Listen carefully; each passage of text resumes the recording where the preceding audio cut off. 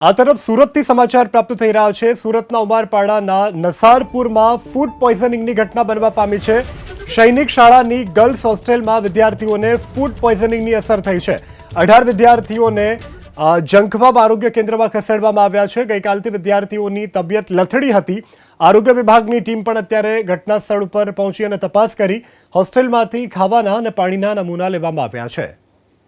વધુ વિગત સાથે સંવાદદાતા ઇન્દ્રમલ આપણી સાથે ફોન લાઈન પર જોડાયા છે। ઇન્દ્રમલ, ઘટનાને લઈ શું વધુ વિગત અને હાલ બાળકોની તબિયત કેવી?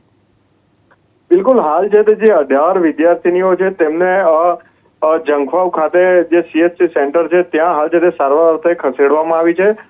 ગઈકાલથી આ વિદ્યાર્થીનીઓની તબિયત છે તે ખરાબ થવા લાગી હતી અને એકલ દોકલ જે પેટમાં દુખાવો અથવા તો વોમિટિંગની જે છે તે ફરિયાદો કરી રહી હતી અને તેમને સારવાર પણ આપવામાં આવી હતી અને આજરોજ છે તે એક સાથે 18 વિદ્યાર્થીનીઓની તબિયત લથડતા તે તમામને છે તે સારવાર હેઠળ ખસેડવામાં આવી છે।